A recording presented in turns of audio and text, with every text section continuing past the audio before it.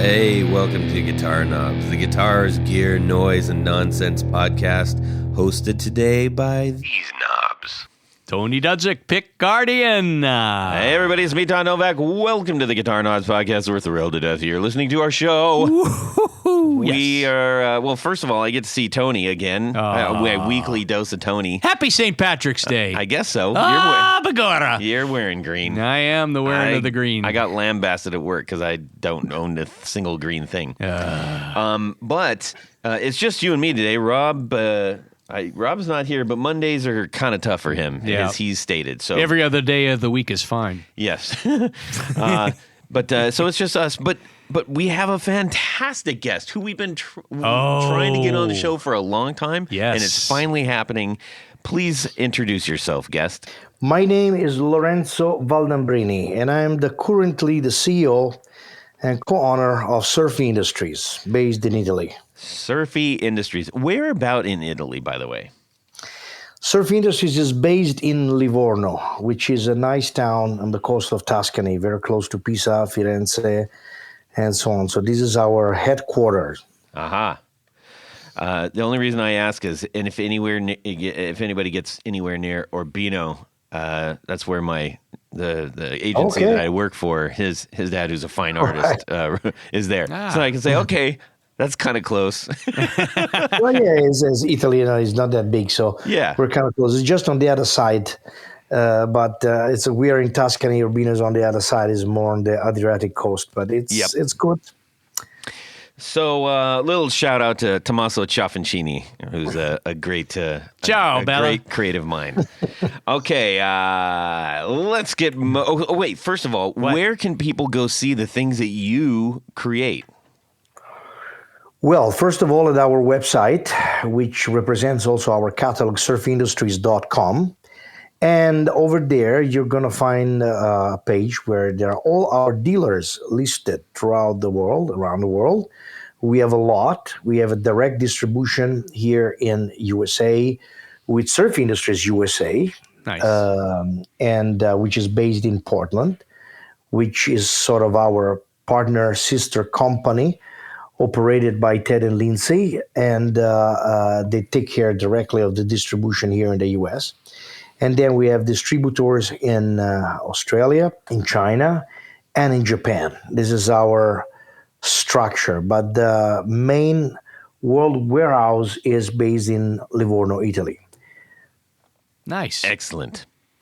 All right. And also go check out Instagram. I'm sure Surfy. Oh, absolutely. Surfy Industries. Instagram and Facebook, of course. Yeah. Indeed. We're in 2025. We have to be on social media, Indeed. The kids want that. And even the old guys, too, Yeah, every once in a while. Well, yes, the old guys probably would prefer a couple of photocopied posters glued on the walls, but it's okay. Yes. All right. Well, we're just going to do a couple of quick announcements really quick. I'm in mid-sweep of getting the hoodies that were ordered. Thank you, everyone that ordered those. That is processing, and you'll get yours when they arrive. How about that? They're nice. Yes, indeed. And then also we have... Well, we've got an awful lot of great guests coming, and I hope you all are excited as we are. Our calendar is full all the way up until, I think, May right now. So nice. Yeah. So more it's nice to have a full that. calendar. Yeah. Well, it takes a lot of pressure off me because this is it's like a job, man. It's a hobby, it's Todd. A hobby. It's strictly a it's hobby. IRS. Anyways, what's going on in our music world this week? Yes. Tony, why don't you give us a little purview into your week? Twisted world? Yes. My twisted week? Well, I just wanted to mention, this is a band that I have been following for a little while, and they are starting to blow up in the UK. It's a three-piece band called the Molotovs. And I've seen them. Have you seen them? They're basically, they're really into like the Jam. Yeah, and the Who. I mean, it kind of looks like if Austin Powers exploded onto a pop punk band. Yeah, but I really like. I'm not their throwing music. shade. I'm just trying to. It's like an intense visual. I mean, they're no Valentinos. No, or Villentinos. Or Villentinos. Ew. But anyhow, I just happened to They're notice fun. that they're starting a headliner tour in the UK and other parts of Europe, which is great. And they're a fun band. If you have a chance, check them out. They've got a lot of great videos on Instagram as well as Facebook. And it's Molotovs, as in Molotov cocktail. Is there another one? Well, I guess there's a Molotov drink, maybe. Oh, Let's drink a Molotov. Isn't that the same? No, I'm just kidding. Well, it's about Yeah. the same thing. But I've been watching a bunch of videos, following them, and if you have a chance, check them out. Yeah, they're super fun indeed. Let's see, Lorenzo, what's going on in Yeah. your music world? My music world, is all around surf music, as you might know. I'm currently on tour actually because I'm here on this side of the U.S., East Coast and Midwest as Surfer Joe, which is almost my main occupation because I've been dealing with surf music for a long time, a bit less than 30 years now. Wow. And that's all I've been doing. I've been Before it going was around. cool. Yes. So I'm always around the world doing a hell lot of shows, between 100, 150 around the world every year. What's And, the structure of your band? How many you have? Like two We guitar normally players? tour. bass? We normally tour as a trio. Actually, Oh, okay. I know that I miss a lot the rhythm guitars, but being traveling musician in 2025, it's much easier to travel as a trio. So I got used to this sound. Although in my records, I also have the rhythm guitar, but that's easy in my records because I mostly record all instruments in my records. So yeah, I'm around at Surfer Joe. I'm on tour here in the US until the 30th of March, and my website is surferjoe.net. And I'm always around. That's it. So there's my world. My music world is very limited to what I have to do day by day, mainly driving a lot. And remember that I am the musical son of my musical father, Dick Dale. So I do everything like Dick. I do what Dick told me to do. I book the shows, I play the music, I drive the van. But do you play the trumpet? No, I don't. but I play the drums. I played drums many occasions. So. Oh, nice. But not with this band, not with the band normally. Whoa, I just noticed this. You're in Akron on Thursday. This coming Thursday. That's about 2 hours north Correct. of us. Yeah. That's cool. Correct. Outstanding. Normally have cool shows around there. It's always fun. Yeah. Good community. Indeed. Well, speaking of bands, drum roll. We got a new bass player. Oh, Yes, for my band, the Villentinos. Yes, I know that band. Yes, we have been sort of in a weird hiatus because our beloved bass player moved pretty far. That makes practice very inconvenient. And shows and all that stuff. Well, that would make sense. Yes, having to we play in a still band love him, with you. but he's we had to find another solution. So Nice. We've got a local guy in town who is outstanding. We jammed with him, and it was great. It was one of those rare instances in all the years that I've been playing with people where he showed up, he knew the 4 songs that I gave to him, and then he said, well, heck, I know the rest. Why don't we just play them all? And I was like, you're hired. I love it. Yeah, his name good is for you. Josh Howie, and it's gonna be great. We're really excited. We got some new momentum, and we got a whole bunch of new tunes that we're cooking up, and onward and upward. Most importantly, what type of bass does he play? Well, everybody's gonna laugh at this one. He came in with a like a baby blue kind of P bass, with the tortoise guard. Yeah. And I said, I didn't want to scare him off, but I also was like, hey, you got to know. I'm like, so, Got any do you have any black basses? basses? And he's like, no, this is it. And I said, well, would you? He goes, do you have a black bass you want me to play? And I'm like, I do. And he goes, cool, I'll play that. And I was like, oh my gosh, you're hired again. So is he doing the Jack Cassidy? Or, No. Although I didn't offer that one. He's playing. I have a 70s vibe P bass with the maple. Yes. Fingerboard with the big black blocks on it. Yep. Oh, it's beautiful. Yeah. And he's, man, this is better than my P bass or my jazz bass. Did I make a guard for that? You did. Okay. No, you didn't. No. You didn't. But you might. So anyway, Lorenzo, in case you're wondering, Todd's motif would be a black guitar with a gold sparkle pickguard. yes, Oh my God. yeah. So They're amazing. I love them. And Tony makes them all for me. So thank you, Tony. Anyways, yeah. So I'm woohoo excited. oh, that's great. Because Well, we've that's been sitting on a bunch of new tunes, and now we get to make them. nice. Yes, we're planning a show hopefully soon. So, anyways, there's that. So, aren't we all having a nice musical guitar week and stuff? Yes. By the way, Lorenzo, what kind of guitar do you play? I play Fender guitars normally. I am a big Jazz Master player and lover. I play a custom shop 2015 Sparkle Blue Jazz Master, Nice. which is all original except a few things that have been changed. This is actually a guitar that was very particular because I know of two, well, another one except for mine around the world. Someone told me that they saw one in USA somewhere. First of all, is one of the custom shop models that Fender was calling the 10s, that has the 10 radius, which is unusual for a Jazz Masters. You know, it should be 7.25 or 9.5. All right. Also, it has how's it called? The wood on the neck is called is a maple, but is wreath saw cut. If correct me if I'm wrong. So basically, the cut is done differently than general and gives the maple the same strength of mahogany. It's very strong. It's very rigid. Oh, neck. so it is a capped as opposed to just a one-piece neck that's routed in the back. Yeah, with a skunk stripe. Sort of. No, there's a particular cut of the wood. I'll let you know. Maybe quarter sawn? It's something like that. Something like okay. that. And then nothing else. The other modification that I've done on this guitar, which is probably built already, as I have a 1960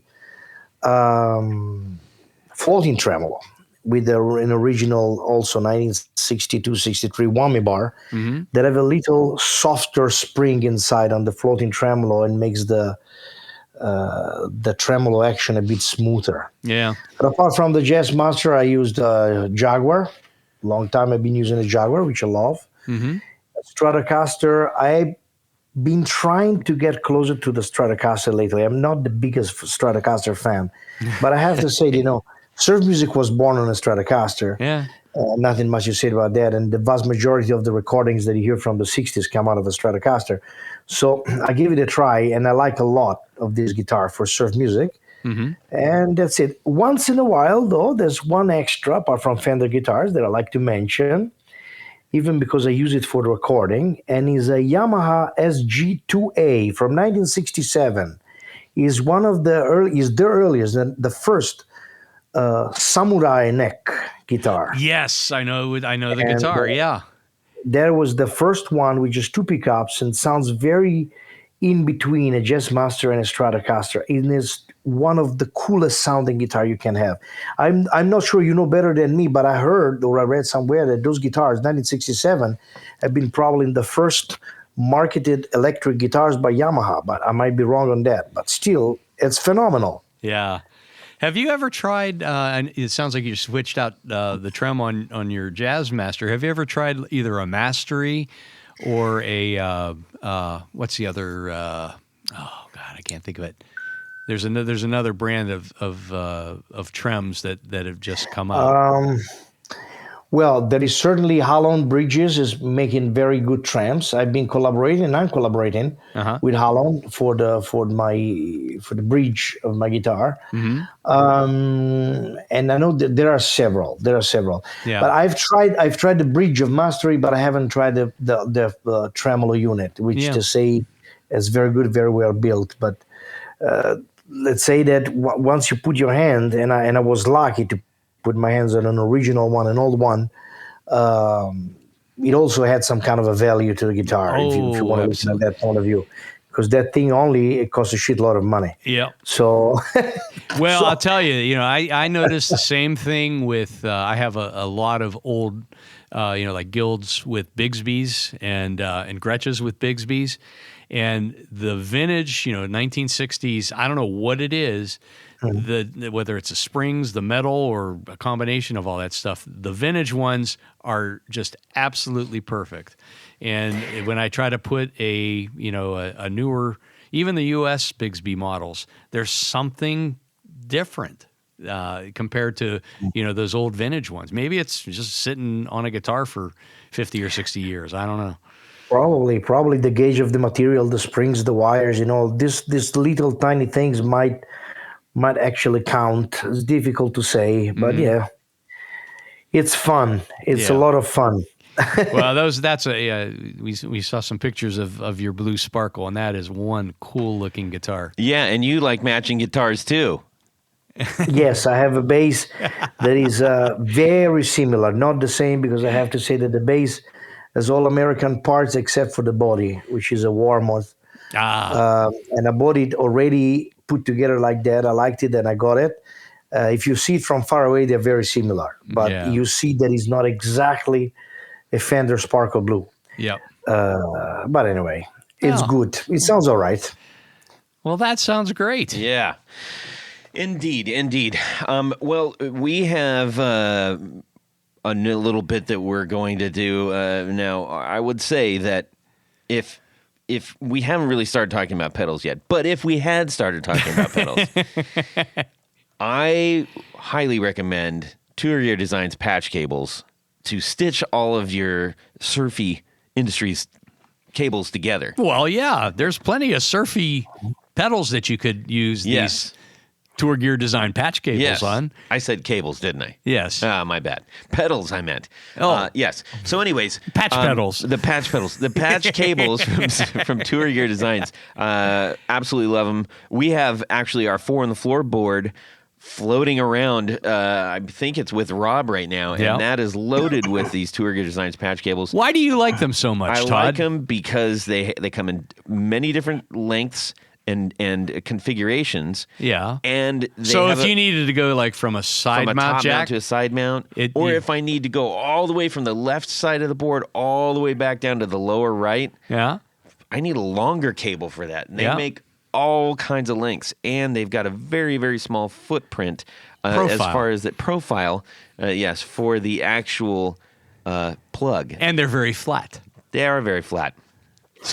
And they're super affordable and almost indestructible. Need I go on? Well, I was wondering if I could get a better deal on those. You can. When you check out, okay, you have to hit the checkout thing first. Yeah. You're going to get a little area for a coupon code. Yeah. Okay, so it isn't pre-checkout. It's once you say, yes, I want these, and they say, ha-ha, put this in, and we're going to save you even more money. It's 15% off if you put the guitar knobs.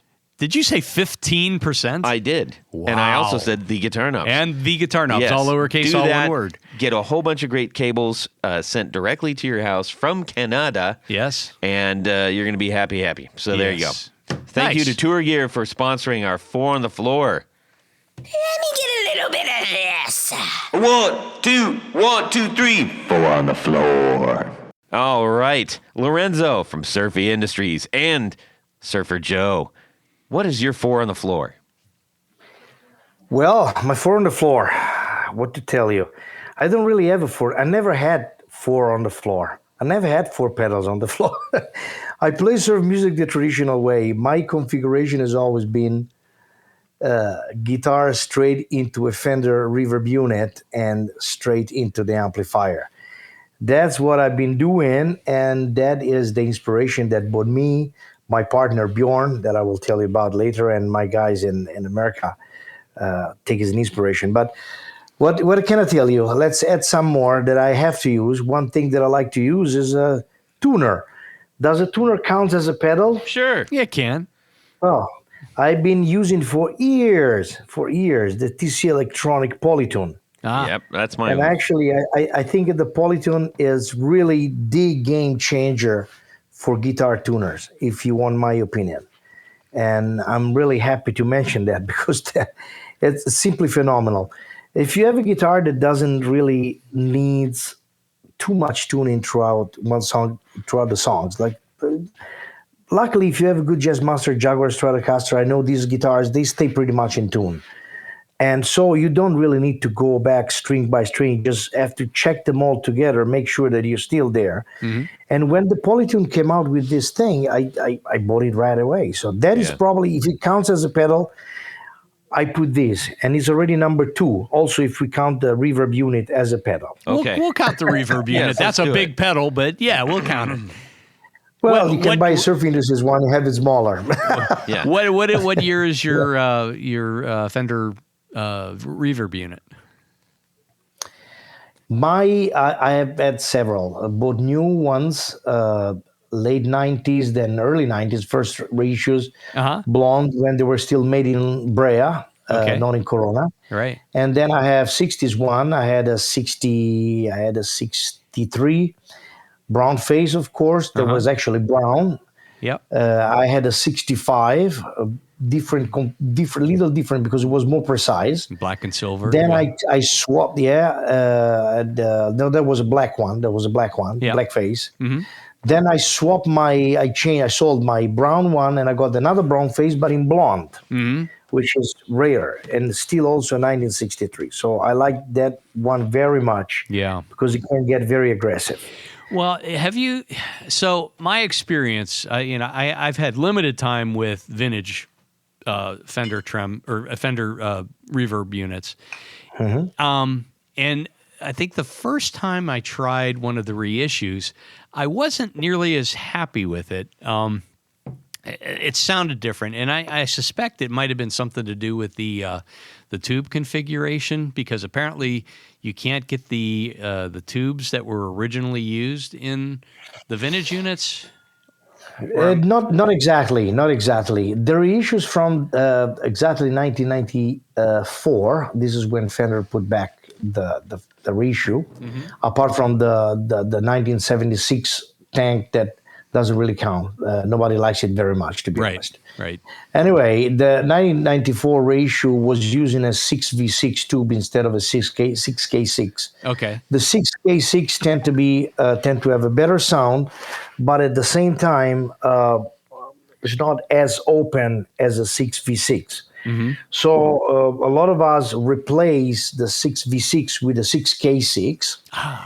Which close the reverb a little bit, but then you have to do a little modification in a capacitor. You have to change a capacitor. Okay. The famous C10 position capacitor that open a little bit, send more signal into the tube and give you a better sound. But if you try the 90s one, the late 90s one, probably the biggest difference compared to the old one is the reverb pan.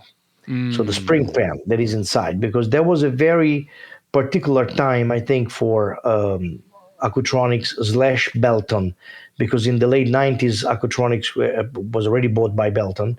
And their tanks at the time were sounding very harsh and not super, super, super nice, I have to say. Yes. This is one of the reasons why we develop our Surfy pan. So we're very careful about those things. So this is probably why you were a little bit disappointed, but you have to put your hands a little bit on those tanks, on those reverb units. Yeah. So I currently have a Dr. Z Z-Verb, which I really, really like. It's an early one. And it captures the sound. And I think it's got a 6V in it as well. I wonder if I should, I'm going to get a hold of Z and say, hey, if I want to put a different tube in there, what should I do? Because I think he's using, basically a very similar Fender schematic to make his the Z-Verb. So interesting. Absolutely. Everybody who has been rebuilding this thing normally has been using 6K6. They all refer to the circuitry of the old 6G15 from the 60s. Because yes, you try to have a fuller sound, So anyway, nice. So you got a tuner, you got a tube reverb.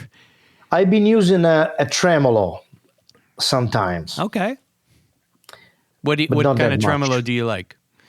I remember, I think I was using the Boss tremolo a few times, which, but since I'm normally, when I have to use the tremolo, I want to use the tremolo then I usually use the one inside the amplifier. And I'm normally playing with Showman amplifiers, and when I use that, I have a brown phase one, so it's an harmonic tremolo.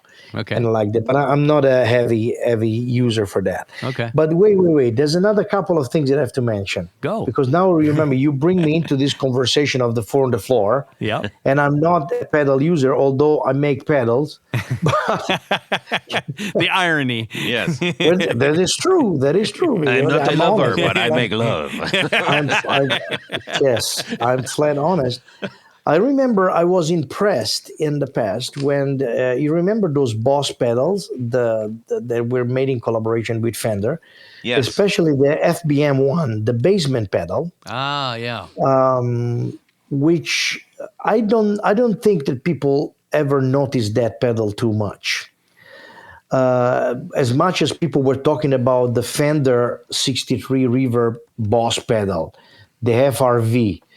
Love it or hate it. I have to say most people hate it, but it was an interesting thing. Mm-hmm. But not many people was talking about the FBM one, the basement one. There was the blonde one. Mm-hmm. There was that one that they were doing the Fender Deluxe pedal, trying to recreate that kind of sound.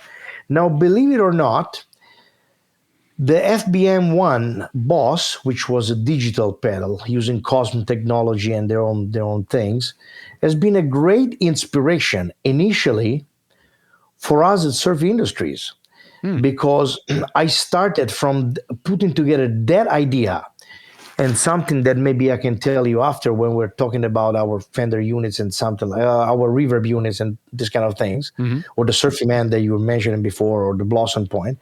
That pedal has been a big inspiration because it gave us a good idea on how to develop certain things.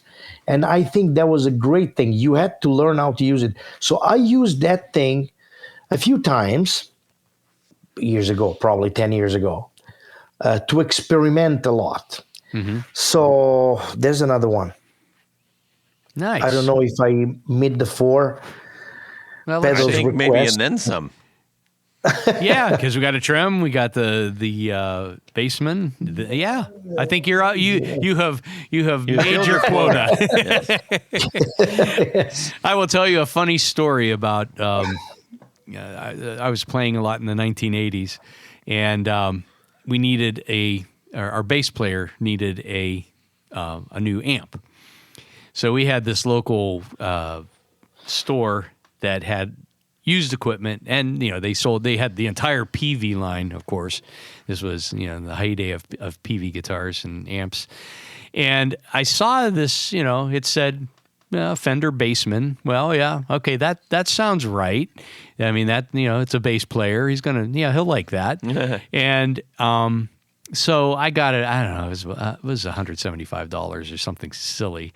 And I get it home. Like for the head? Yeah, it was just a head. Oh my goodness. Oh, this was the 1980s. Yeah, Come that's on. fair. That's fair.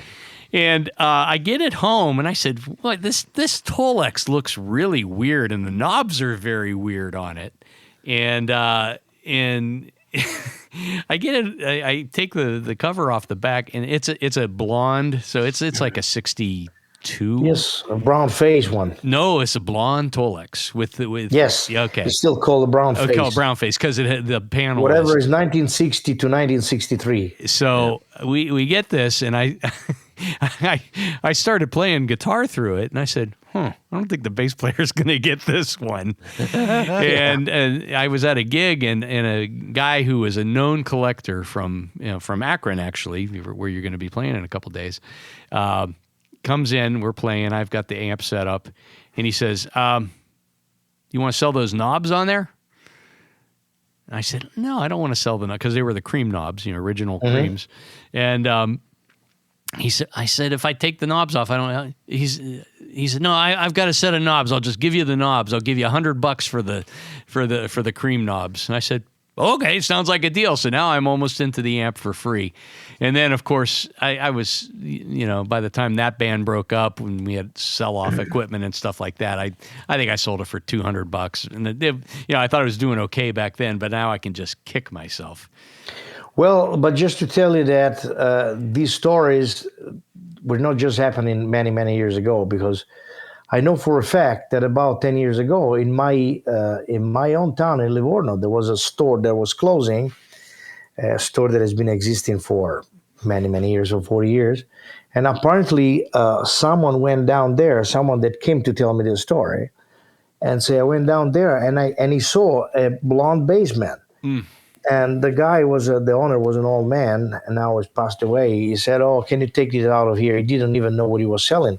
And he got it for 150 euros, 150. Oh, the following day, he sold it in Rome for more than 1,500 euros. wow. But, Right place, right time, right? yeah, it happens. It Yeah. happens. But yeah. Yeah, it's fun. I mean, and I guess at some point, if somebody gets a good deal and they're very happy about it. I thought I had a good deal at it, and so all is well. Of course. The universe is equal now. Yes. Well, that brings us to the whole reason we have you on the show is because we're not going to just talk about gear? Come on. Yeah. The ones that got away. Just some gear that really excited us when we saw it for the first time. Oh, yeah. The first time that I actually ran into Surfy Industry stuff was at NAMM a couple of years ago. A couple years back. And then we stopped. We saw it again, last year, obviously, and you're there a lot, so we see you a lot. And immediately I was like, oh man, yeah. I can't wait to learn more about this backstory and you were really great spending time with us. We always appreciate whenever we're there. Your head is on a spinner, and you still took time and you hung out with us and talked with us, and we appreciate it. Of course. So yes, Surfy.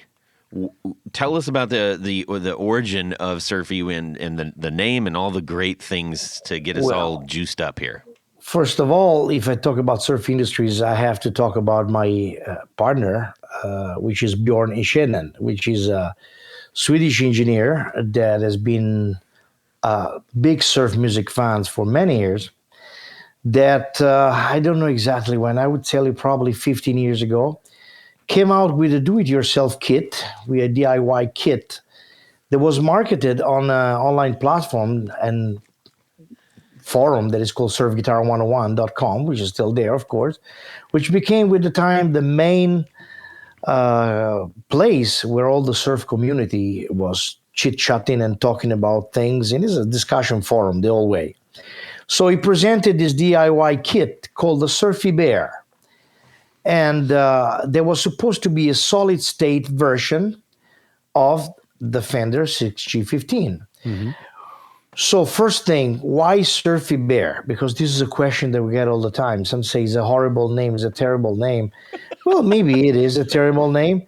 The fact is that people don't know that my partner is named Bjorn and is the guy who builds and develops the whole thing. We are two brains into this thing. He's more the hand of the companies, the one who actually develop the circuitry and engineer them, and is behind the manufacturing and the production. I bring him a lot of ideas. I stay behind the sales and everything. But Bjorn, which is a Swedish name, means bear. So basically, it's like you were calling it the Surfy Bjorn. And this is the reason why it's called the Surfy Bear. So we kept that thing. So Bjorn launched this thing, and everybody started talking about this thing. And he started selling this DIY kit like crazy. People put in the DIY kit in toolboxes, making horrible-looking tanks and everything, connecting this thing with reverb pans of any kind, whether they're Accutronics, Mod, old Gibbs, whatever. And everybody say, well, this is a very convenient thing to carry around, and it sounds extremely similar to the real thing that everybody know very well in the surf community. And so remember, we were in 2016 at the Surfer Joe Summer Festival, which is a festival that I organized together with my company, my brother in Italy, and is the biggest surf music event in the world. And Bjorn was a customer, let's say. He was coming to enjoy the festival every year, every June. And so I went to him and I tell him, why don't we incorporate and create a proper company out of this thing that everybody loves? And we start making finished product rather than just do-it-yourself kit. He liked the idea, and actually that's the way we started. Although the first product that we launched, the April 2017, was not the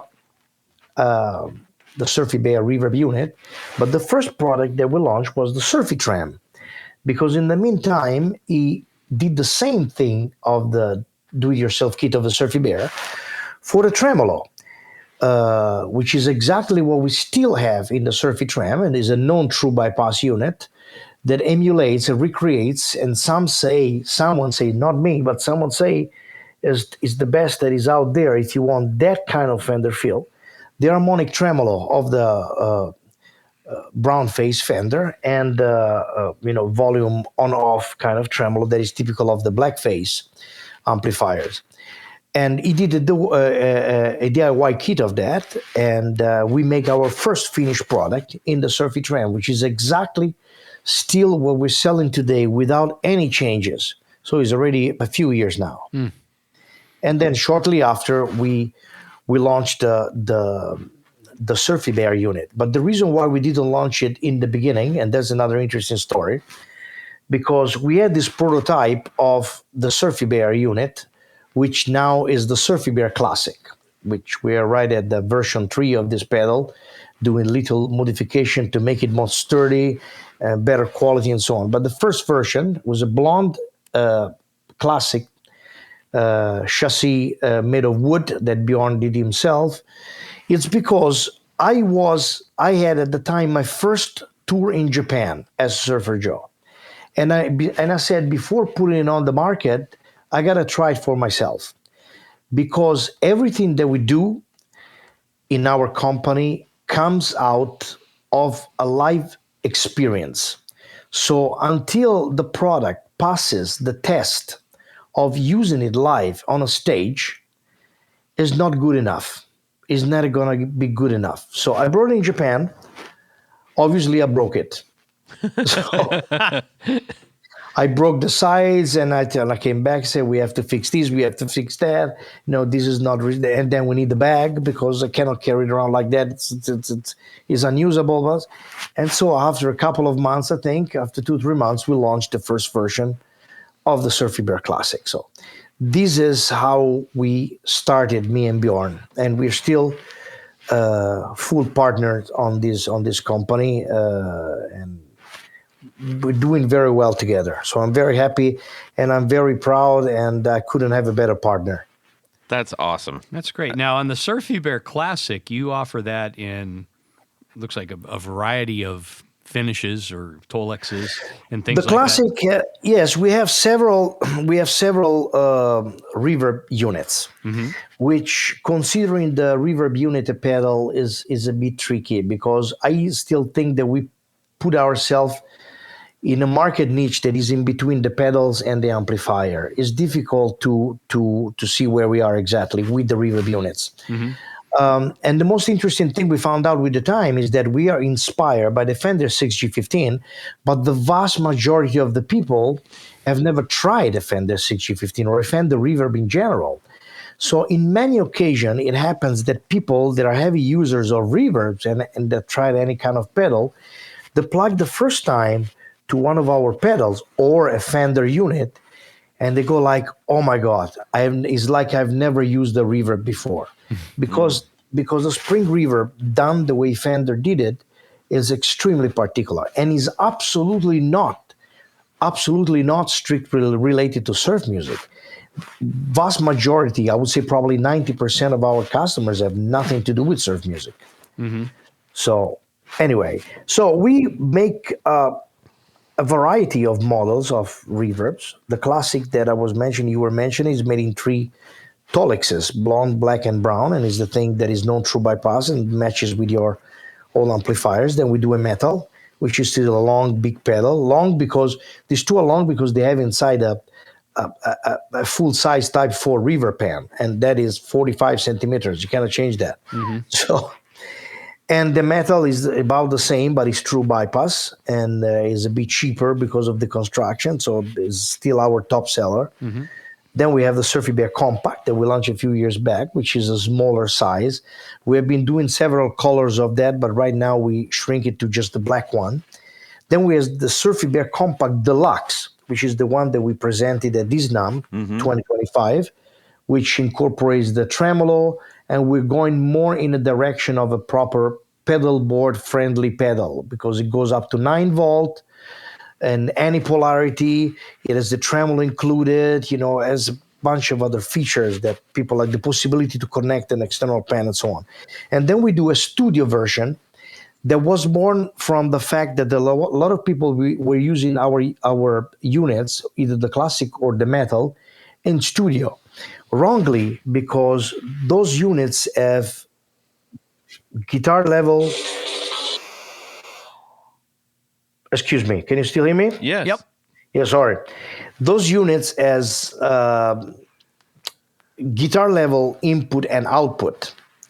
So when you're using in a studio is wrong. So we did a version that is called a Surfy Bear Studio that has properly line level XLR input output and different features that are a bit more advanced. It's rack mount So too. this is rack mount. So this is the Surfy Bear family of products that we have. Mm-hmm. And then we launch, starting from the Surfy Tram, a bunch of other things that are in the way of recreating those kind of 60s, 70s effect. The Tram, the Vibe, which is the magnetone sound of a pedal. These two are known true bypass. Then we launched the Surfy Tram Deluxe, which is in stereo and true bypass. Then we have the Surfy Fuzz. I told you before that I'm not a pedal guy, which is right. I'm not the one involved in the development of the fuzz because I'm not a fuzz player. Yeah. So I'm excited about that. It's nice. My partner and our guy and great friend Ted Miller out of Surf Industries USA, who is also the drummer of the great Satan's Pilgrims, probably the greatest surf band of all times. And they've been very much into development of the fuzz, which was born also from a product that was made from one guy that is from the Ghastly Ones and Satan's Pilgrim, Garrett Immel, that a bunch of years back built in 50 pieces a particular kind of a fuzz that had the capability to have these mass and harmonic controls, because he was a big fan of the fuzz right, which is great, but has the problem that when it sounds very good when you're in a music store, but then when you go on stage with the band, you cannot cut through the mix. So with the change in the harmonics, the Massey managed to have it. So based on this circuitry, we created the Surfy Fuzz, which is doing very well, to be honest. Mm-hmm. And then the two things of which I am probably the most responsible for is the one that you were mentioning before, the Blossom Point and the Surfy Man, because this is the two more particular products that we have, because it's even difficult for people to understand what they are. And I totally agree with that. Yeah. So well, let's start with the Blossom Point, because that looks like a really interesting pedal. The thing that we're saying, that I'm saying now, are basically the same for both products. This is the story. I was in Japan, not my first, but my second tour, the year after, 2017. And when you go to Japan, most of the time you play through 2-in reverbs or Jets Chorus. Jets Chorus is great amplifier. I love that amplifier. But I'm very much using Fender Brownface Showman, 1960, 61, 62, with the big tone ring cabinets and 15-inch JBL speakers. That's the sound of the surf. So I said, Bjorn, we got to do something. So wherever I go around the world, I bring around the Showman. How can we do that? So Bjorn started analyzing the way that the Showman amplifier, the Brownface amplifier, so the Showman, the Bassman, the Bandmaster, the Princeton, the Twin, those preamp section we're working, and I say, what is the main feature that we have to put in this thing, which is a character pedal that if someone likes it, never turns it off. So it's going to be the presence knob. because what makes the brown face amplifier different from the rest is the adjustable present, which is a control on the negative feedback. And so that has to be the main thing in the middle. And we did the first version of this pedal with a weird name called the brown facer, because transforming everything into a brown face amplifier, that was the idea. Then we decided to change that. But that initial pedal didn't even have a switch on and off. So this is something that if people like it, it is always on. It's like an add-on to your amplifier to make it better. And we produced that pedal in 50 pieces that went sold right away. And people loved that. But then we fixed it a little bit. We added an on-off switch. We made it true bypass. And we launched it as the Blossom Point. So the Blossom Point is a pedal that recreates the fatness and the kind of tube compression that you have in an old Fender brown face amplifier. So it makes the sound big and heavier. So if you have a cold amplifier, similar to a Jazz Chorus, an amplifier that has a lot of headroom, but is a bit sterile, a bit cold, you add that and you make the sound fat. So it's something that I didn't imagine that we would have been selling so many.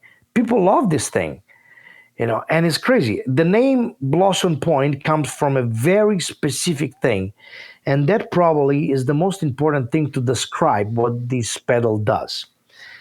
Dick Dale was calling the Blossom Point the maximum volume that you can reach with the amplifier, with the Showman amplifier, before distortion, the maximum tube compression or distortion, which in a Fender amplifier, generally, you reach around 5, 5.5, or 6, depending on the amplifier that you have, the tubes and everything.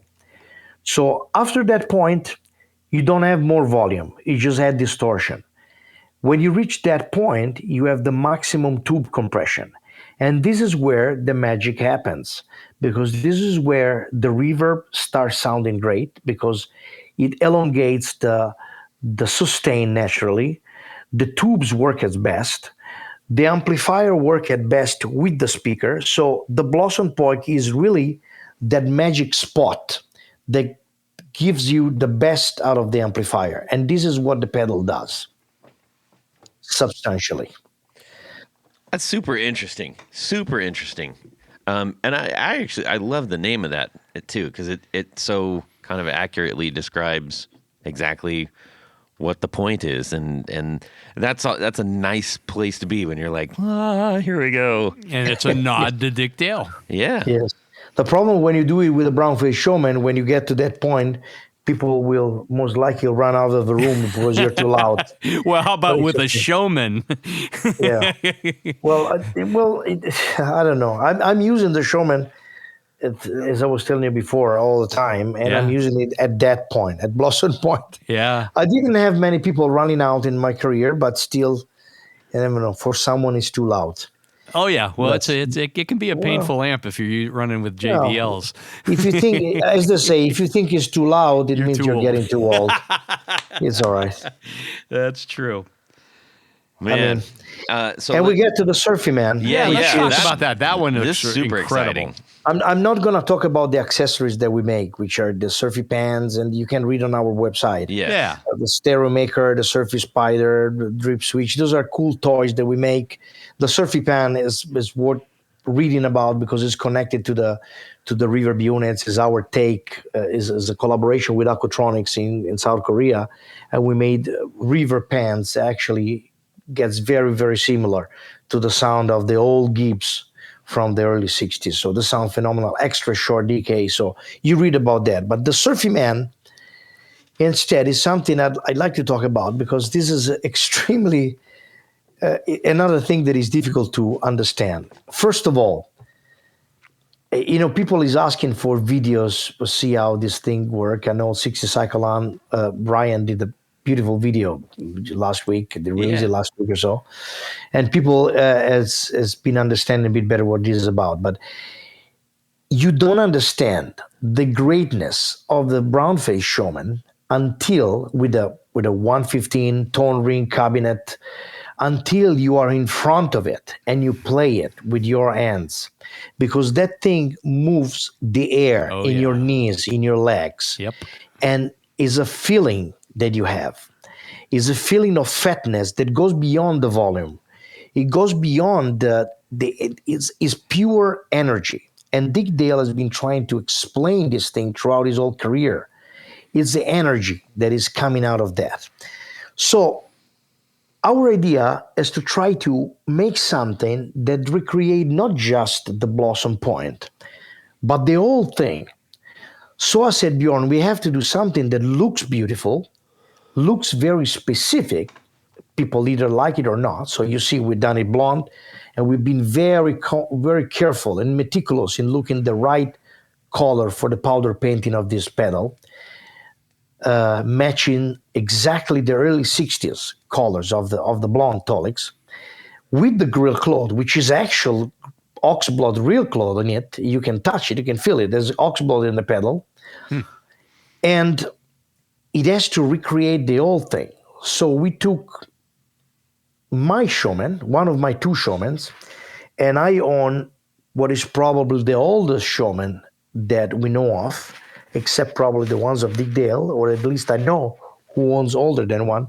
I have a serial number 11. I'm on the batch of the first stand built, June 15, 1960. That thing is sort of a prototype for the whole thing. So we started analyzing the sound of that in all its ways. So the way the volume reacts, at what exact point is the Blossom Point, between 6 and 7 on that amplifier. Then you have treble and bass, which work in tone stack, like the old amplifier. You don't have to think of the Surfy Man as a pedal. This is why I mentioned the amplifier. You have to think of that as your amplifier, not a pedal. After the tone stack, you go into tremolo, which you can select harmonic or not. Basically, we integrated the Surfy trem, so you can choose the two type of tremolo, black face or brown face. And then you go into the presence that controls the negative feedback and keeps up the bright and clean up the sound if it gets too saturated, but making it a little bit too harsh, and then goes into the final volume that we had to add because obviously is a true bypass pedal. So that volume will help you to adjust your thing. But we add features to that. As I said, it's true bypass. You have an headphone output. And if you came at NAMM, you saw those pedals working as headphone preamplifier for our pedal boards. And you have a line output, which does not have, and I repeat, does not have, because some people have been asking it, a cabinet simulator, a cab sim. It does not have it because it's intended to go straight into an FR amplifier or a PA amplifier or something like that. And so you will have a cabinet and a speaker after that, generally. So it is not meant exactly or precisely to go straight into your recording device. You can use it, of course, into a DAW, but it's better if you go into an FR/FF cabinet amplifier, a PA amplifier, or another amplifier, something like that. And this as the pad. And this line output is in balance or unbalanced, so it can be used in both configuration. So this thing, more than a pedal, you have to is a preamp that you have to think of that as your amplifier. And it works phenomenal. It's just like having your amplifier. I'm so happy of this product, and I really would like people to try it, because until you try it, if you see it on the video, you don't really get how it works, because you don't feel it. You don't get the so-called oomph that you get from the tone ring cabinet. And that's the magic of that. I'm using it right now on tour, and I'm a Surfer Joe. I'm endorser for Quilter, and I love those amplifiers. They're very handy to me, and I've been using them since many years now. But I'm using now the Surfy Man as a preamp, entering either the FR configuration that they have or the return input. So I'm bypassing the equalizer section of the amp, going straight to the final steps, to the amplifier, using the Surfy Man as I would have my Showman in front of me. So tweaking it exactly as I tweak the Showman. So the bass at the same level. I know the gain feels like that. I know if I go too much, it gets too fat to distort with the Jazz Master, So you use it as an amp, and it works pretty well. So I wish everybody to try this if you have a chance, and you tell us what you think about that. And you don't have to play surfy music only for this. Absolutely not. We're talking about an amplifier. People should have to try the brown face. Well, we love a brown face amplifier, but of course, some of the great amplifiers that has been done. The brown face amplifiers came out in those years where surf music exploded in 1960 until 1963. Then the need of volume and clean headroom brought the construction of a black face and then the silver face and everything, talking about Fender. Then Marshall came in, Vox, and all the other amplifiers, of course. But talking about Fender, that era became associated with surf music. But those amplifiers, there's a great amplifier. You think about the basement of Brian Setzer. Brian Setzer alone revitalized the sales and the collecting of the Fender basement brown face. Yep. And big Gretches, too. And big Gretches too. Yeah. So, of course. Underestimated how much he did for various companies. Yes. Indeed. Absolutely. If for example, if you take the Surfy Man, it's gonna sound like that basement. That's the same kind of concept. There are differences between the Showman and the basement. Not only one is more powerful than the other, of course, but there are little difference in how they sound. But with the Surfy Man, you get them both because it has that kind of sound character, and this is what we're looking for. Mm-hmm. And it won't break your back. No, of course. That's the point. Yeah. So when you're touring, you said you're using the Surfy Man as kind of a preamp. Are you also using one of the Surfy Bear reverb pedals? Yes, indeed, of course. I'm using the classic. I like to go for the top one, since at least you might as well. You got a good deal on it, right? I have a warehouse full of reverbs. Reverb is the only thing that I don't miss in my life. Yeah. I have too much. Now, is there a particular tank that you like to use with your rig, or is it just the stock reverb tank? No, the stock one, because I'm using the classic, the latest model, which incorporates the Surfy Pan Extra, where Extra stands for extra short decay. Because knowing how to use the Showman, therefore the Surfy Man, knowing how the blossom point affects. Blossom point, not the pedal, but that kind of volume affects the reverb, extending and everything. Using a very short decay reverb pan is very useful. So I love what we've done with the Surfy Pan Extra, and I'm using that. In most cases, I even prefer it to the old Gibbs, because in my Fender tank at home, which I use sometimes, I have an old Gibbs. But sometimes I find the Surfy Pan Extra more usable. Also, there's an advantage in using, for example, the Surfy Bear. Even when I'm playing with my Showmans at home in Europe, sometimes I bring my Fender tank. But most of the time I'm playing with a Surfy Bear. Mm-hmm. The reason is because there are no tubes. And when you have an amplifier such valuable, like an old 1960-61 Showman, that is what I want to hear. As much as I make and we manufacture reverb tanks, we need to remember that reverbs and any other effect pedals are toys. You need a good guitar and a good amplifier, first of all. Then and a good cable. And a good cable. And that's you're absolutely right about that. And it's not a joke. And then you add stuff in the middle.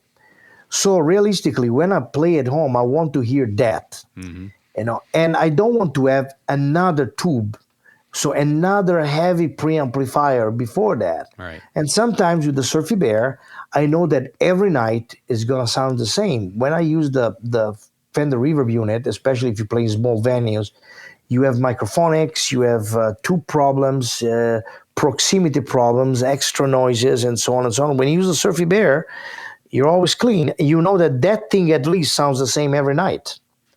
And you just rely on your amplifier and the pure effect, basically. So Well, what are some of the things that are you working on? New things? some secret that we have to. Okay. No, well, you know what? Me and Bjorn had a bunch of ideas lately. Right after NAM, it came out 4 or 5 ideas. They were all good. There is still, one might think that, no, you have done already this, you have done the Surfy Bear, you have experienced the whole thing, you have done it all. It's not true.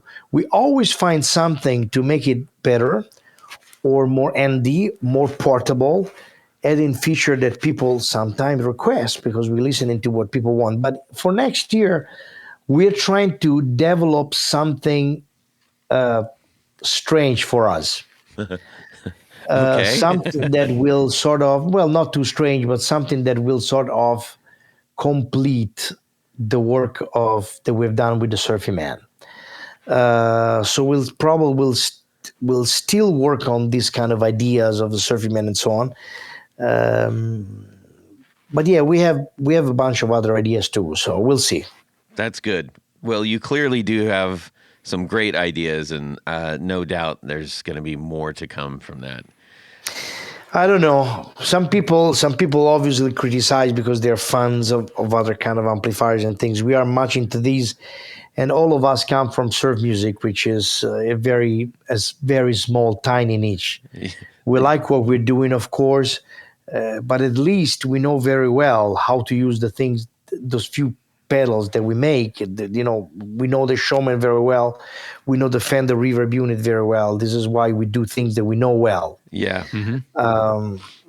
We still have fun. We suggest everybody to try those things because we still think that when a product is good, it's good for any kind of music. It's not just like related to one single genre. And maybe in many cases, if you think that many people has bought our reverb unit and they use them in studio with drums, with vocals. So there's a lot of experimental things out of that you can do. And so, you know, we try to do something that we like. I hope people like it.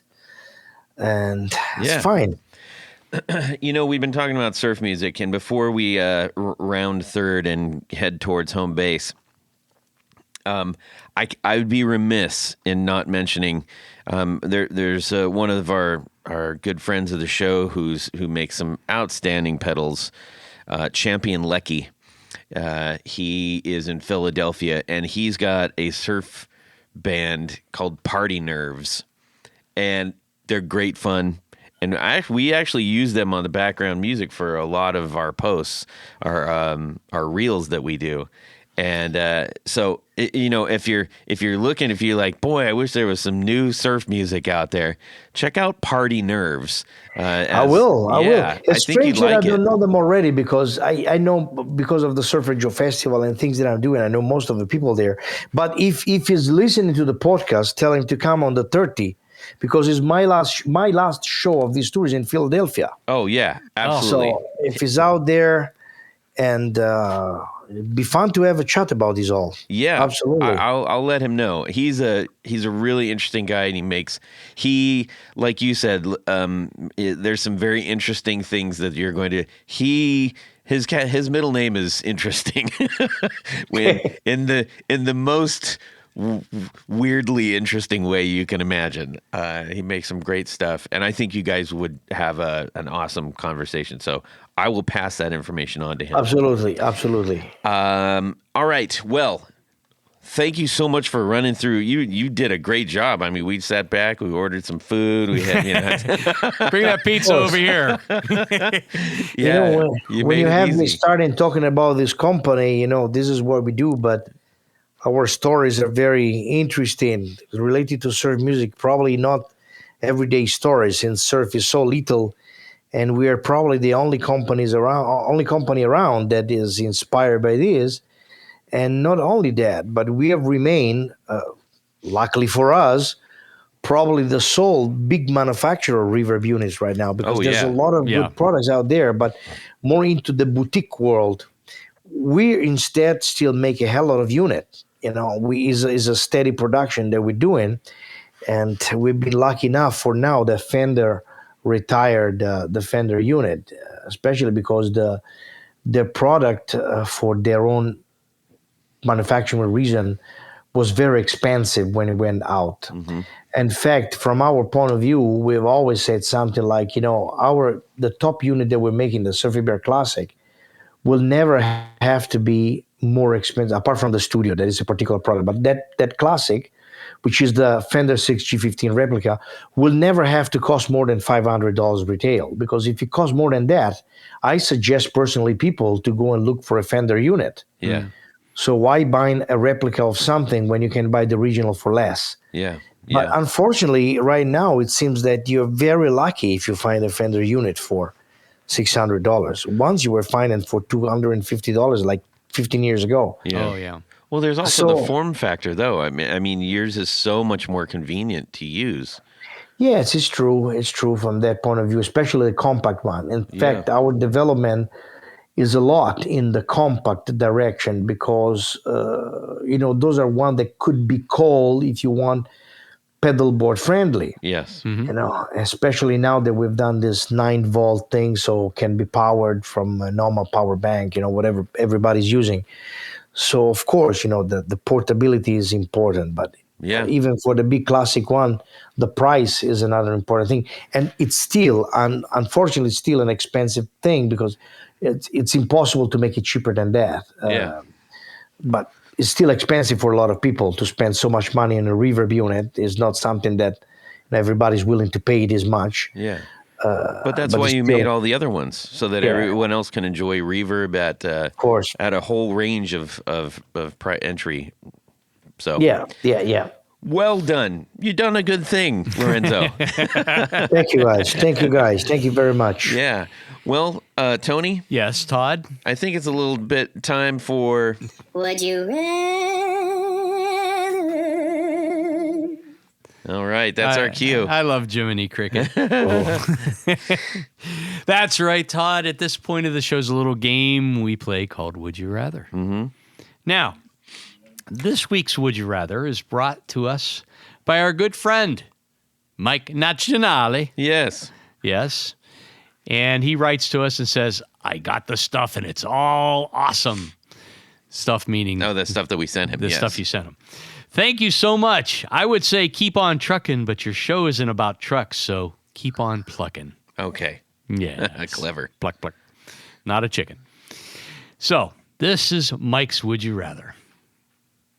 So, your Uncle Tony Di Picardio passed away. Now, I'm going to stop here because I think this is the second listener submitted Would You Rather that involves a guy named Tony who makes pick guards passing on. Yes. Now I don't know if I should take this personal, but anyhow, I'm not going to. So Uncle Tony Di Picardio passed away, and during the reading of the will, you discover that he gave you his time machine. Ooh. Now, Lorenzo, if you haven't heard our time machine episodes, we get to go back or forward, but mostly back in time. I'm pretty sure he knows what a time machine is. Well, I'm just filling him in here a little bit. And it involves a reverb tank, too. No. On the seat of the machine is a 4-inch tall ceramic electric guitar knick-knack, like a little statue. It's magical. Like the kind that the Brady's found on the beach. Oh, yes. Yeah. Pulusi. No, that was Gilligan's Island. Pulusi Bakumba. Set the prisoners free.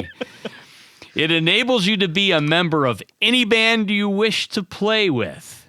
And you'll play phenomenally well. That's a beautiful thing about this time machine. Right.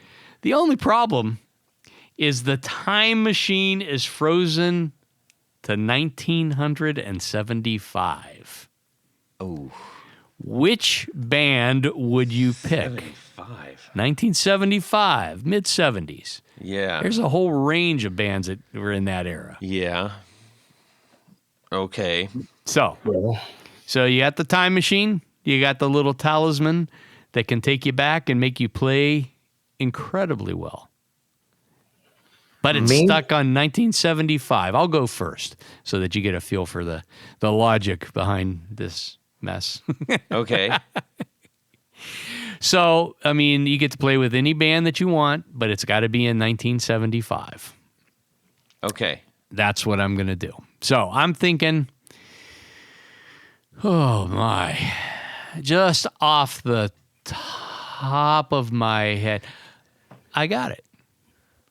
I'm going back and I'm going to play with AC/DC because I love me some Malcolm Okay. rhythm guitar. All right.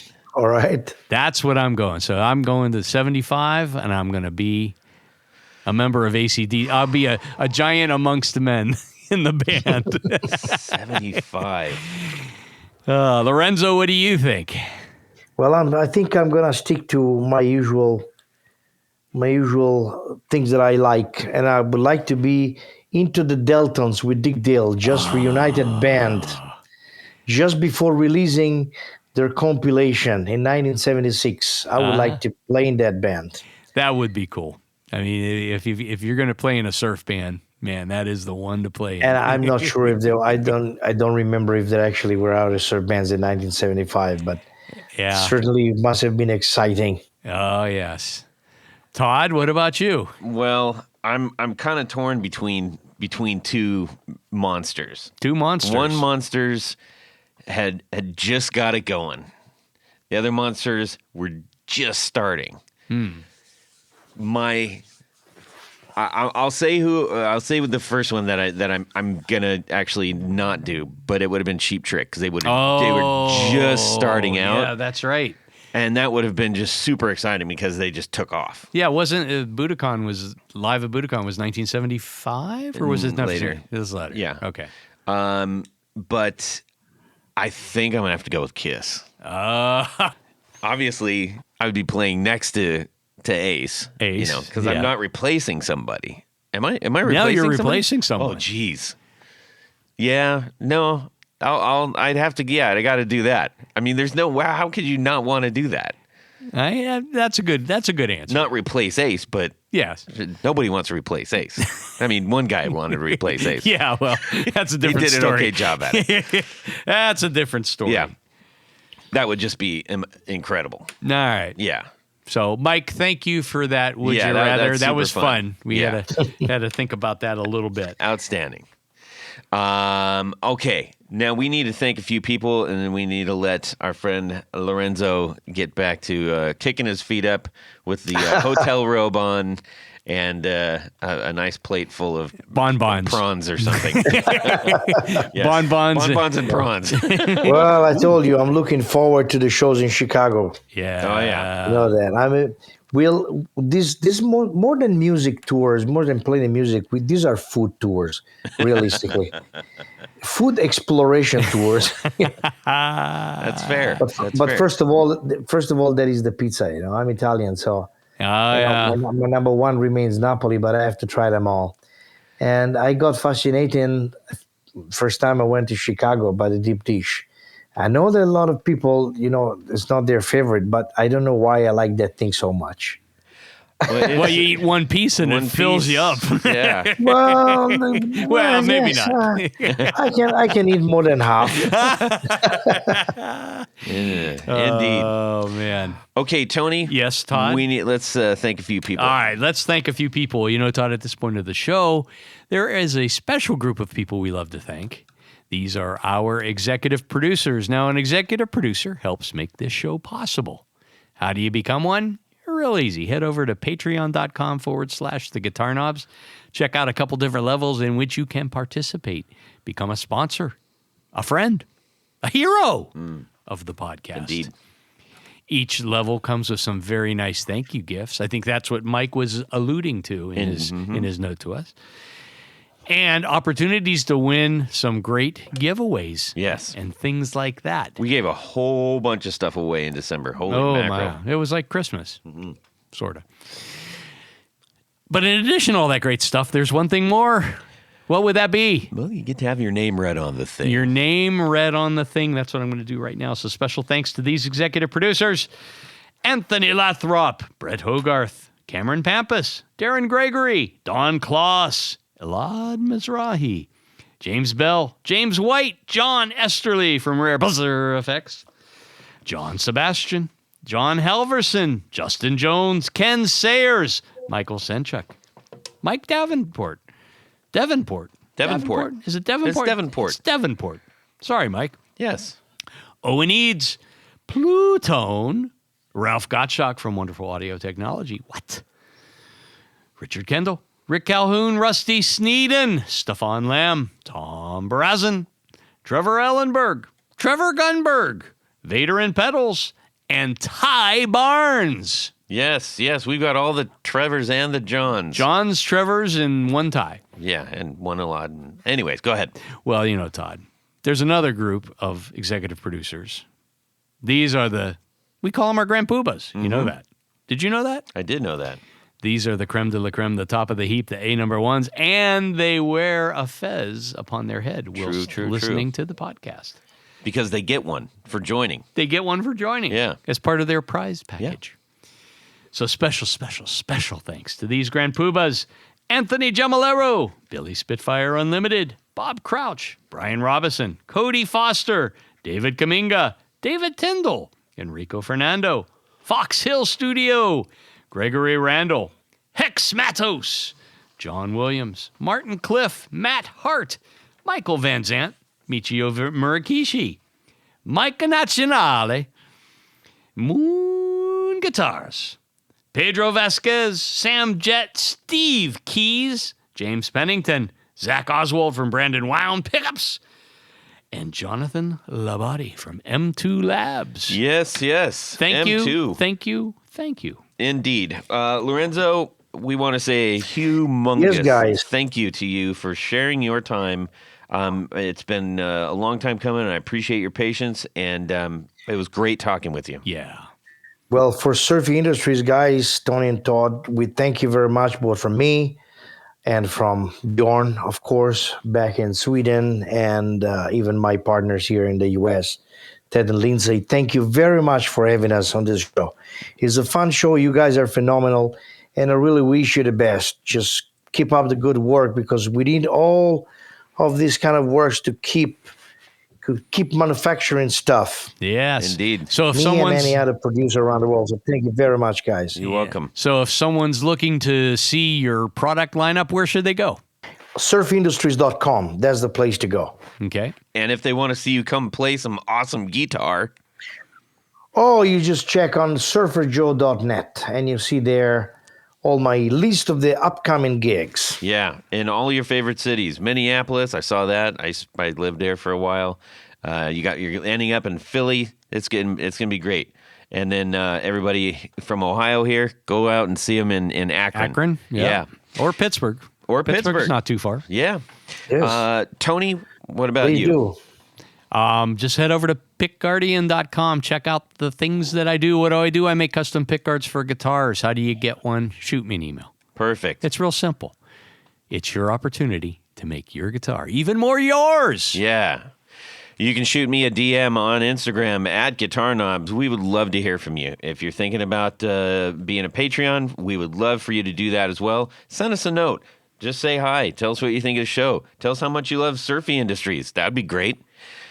In the meantime, ladies and gentlemen, thank you. Have a fantastic guitar week, and subscribe.